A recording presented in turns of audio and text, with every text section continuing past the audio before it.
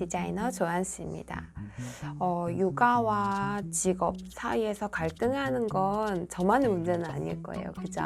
돈도 벌고 그리고 아이도 내 손으로 키우고 이렇게 하시고 싶으셔서 굉장히 많은 분들이 온라인상에서 직업을 가지시길 원하십니다. 자, 이 인플루언서가 돼서 돈을 버는 방법, 그리고 과연 나는 인플루언서가 되어서 돈을 벌 수 있는지, 그것들에 대한 이야기를 오늘은 해보도록 하겠습니다.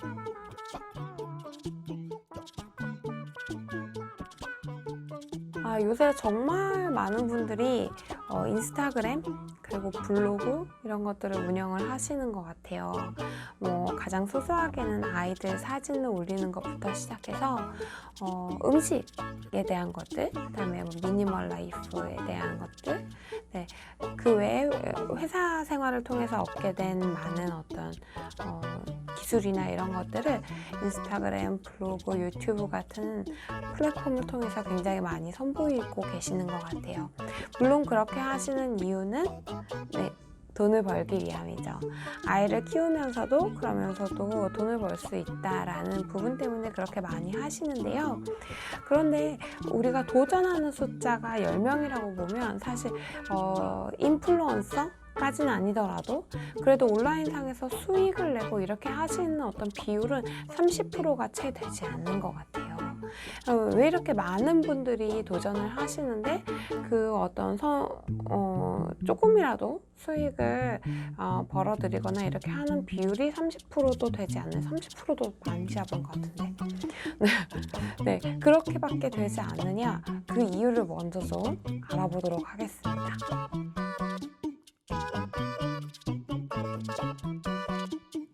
중도에 포기하시는 분들이 많은 이유, 블로거나 아니면 유튜버나 인스타그래머 이런 사람이 되기 위해서, 인플루언서가 되기 위해서 굉장히 노력을 많이 하시면서도 중간에 많이 포기하시는 이유, 첫 번째는 인플루언서가 어떤 식으로 되는지를 모르시기 때문입니다. 인플루언서는 많은 분들의 어떤 사랑을 받는 자리이기도 하지만요, 동시에 본인이 처음에 대중들한테 다가가기까지 또 굉장히 많은 노력이 필요한 자리이기도 하거든요. 그런데 그 노력을 그냥 계속, 블로거 같은 경우는 계속 글만 쓰면, 혹은 유튜브 같은 경우는 계속 영상만 올리면 된다라고 생각하시는 분들이 굉장히 많으세요. 그래서 이 방법을 몰라서 인플루언서가 되기 어려운 그런 경우가 굉장히 많은 것 같아요. 어떻게 하면은 내가 선택한 플랫폼에서 내가 조금 여러 사람들과 연결될 수 있느냐를 물으신다면 크게 돈이 드는 방법과 돈이 들지 않는 방법이 있는 것 같아요. 돈이 들지 않는 방법을 먼저 말씀드리면, 네이버에서 블로거가 되는 법, 체험단이 되는 법, 이런 것들을 검색을 해서 그래서 스스로 공부를 하시는 거예요. 혹은 유튜브에서 영상을 통해서 습득을 하시는 거죠. 그래서 그거를 그대로 내 채널에 써보시는 거예요. 그러면 이루어질 수 있겠죠. 또 혹은 먼저 해보신 분들이 그거에 대한 노하우를 가지고 강좌를 굉장히 많이 열어놓으셨어요.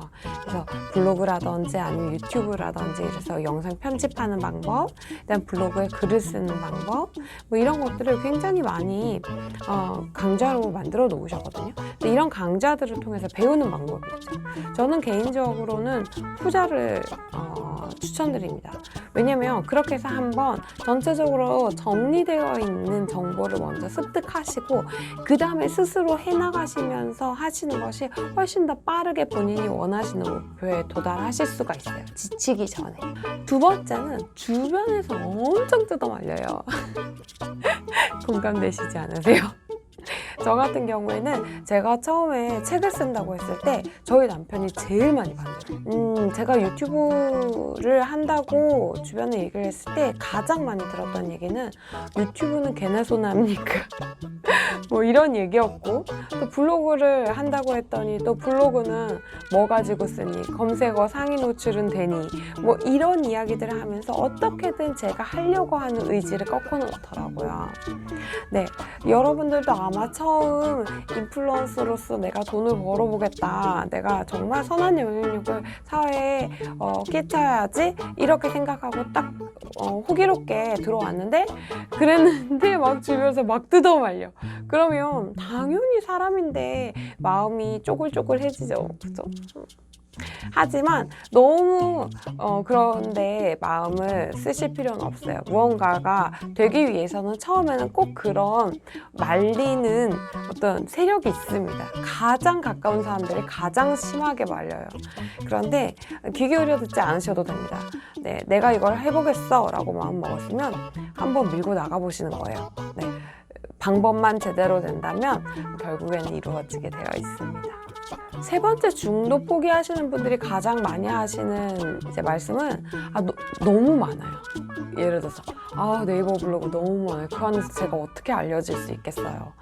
이미 유튜브는 레드오션이에요. 유튜브에서 어떻게 제가 알려질 수 있겠어요. 이렇게 말씀을 많이 하시거든요. 그런데 거기 어떤 시장에 사람이 많다는 거는 이게 위기일 수도 있지만 동시에 기회일 수도 있어요. 항상 기회는 위기랑 같이 붙어오거든요. 항상 세트로 둘이 같이 다녀요. 그래서 위기라고 느껴지시나, 위기라는 게 먼저 감지되신다면 저 안에 기회도 있겠구나 라고 생각을 하시면 좋겠어요. 지금 현재 이미 포화 상태라고 불리고 있는 플랫폼들 혹은 새로운 서비스들을 계속해서 내놓고 있어요.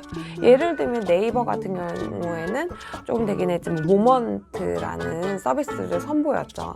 그래서 지금 블로그 하시는 분들은 모먼트를 사용해서 짧은 동영상을 찍어서 올리시는 분들이 굉장히 많아요.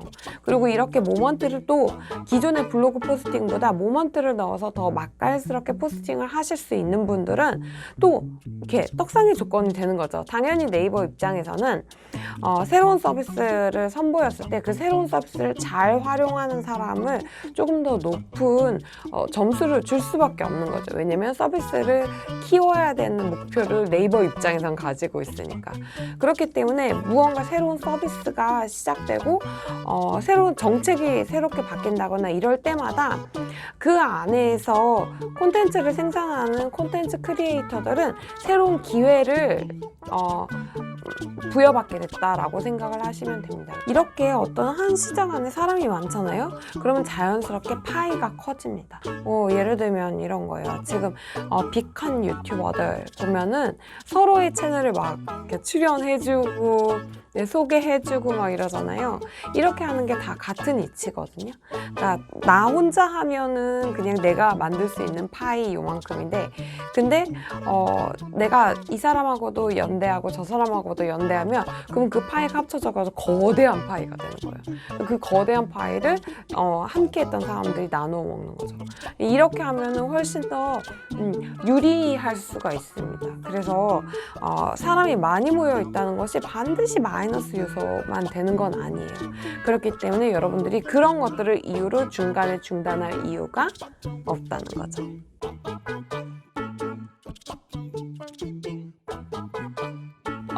진입을 하실 때 이런 것들을 좀 갖추시면 좋을 것 같아요. 첫 번째는 나에게 맞는 플랫폼, 나에게 맞는 플랫폼을 선택하시는 거예요.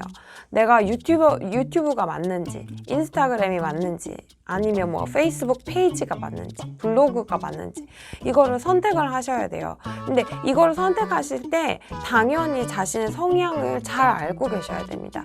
내가 다루려고 하는 콘텐츠와 내 성향을 조합해서 그것이 어느 플랫폼에 올라갔을 때 가장 유효한가, 가장 나의 매력을 강하게 드러낼 수 있겠는가, 이런 것들을 미리 시뮬레이션을 좀 해보셔야 돼요. 두 번째는 조금 유의미한 분량을 맞추시는 게 좋아요. 보통 이렇게 시작을 하시면 나는 일주일에 1개 정도는 할 수 있을 것 같아. 자, 그럼 1개부터 해보겠어? 이렇게 시작을 많이 하시거든요. 네, 그것도 사실은 좋아요. 1개를 하는데 굉장히 고퀄로 영상을 찍겠다.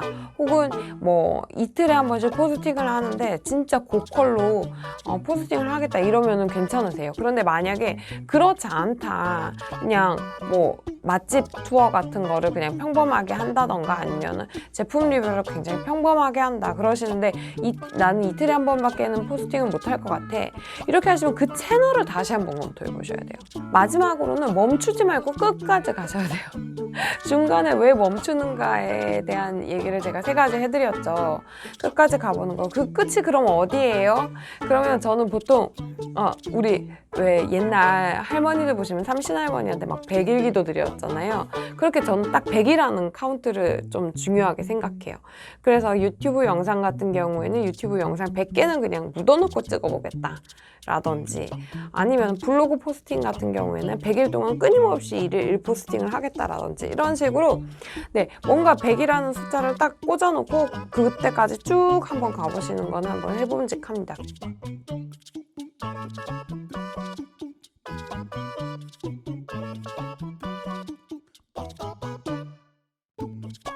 집에서 육아를 병행하면서 돈을 번다는 건 진짜 우리들에겐 너무나, 아이 엄마들한테 너무나 매력적인 어떤 일이잖아요. 근데 육아를 하면서 돈을 벌어들이는 일은 반드시 인플루언서가 되는 방법만 있는 건 아니거든요. 오늘 영상 즐겁게 잘 봐주셨으면 좋겠고요. 좋아요와 구독은 사랑인 거 아시죠?